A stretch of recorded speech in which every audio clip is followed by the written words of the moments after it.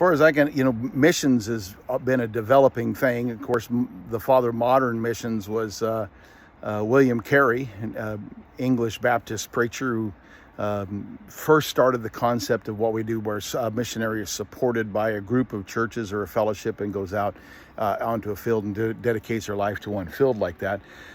So missions has developed and grown. In America, the first Baptist missionary to go out was Adoniram Judson, who left actually as in a different denomination and on board ship. He and Luther Rice, reading the scriptures, studying the scriptures, realized that baptism was scriptural, and so on their way, the first port stopped, looked up a Baptist preacher and got baptized, and then went to their field of ministry and served as Baptist preachers on that field.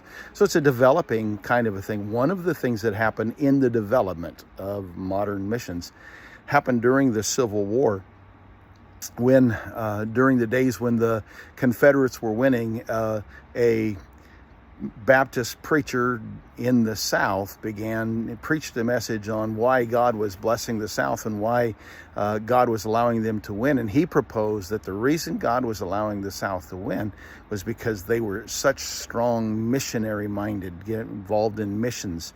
Missions was one of the reasons why the Baptists split North and South. The North did not believe that it was scriptural and appropriate to support a missionary who owned slaves, and the South didn't see any problem with that.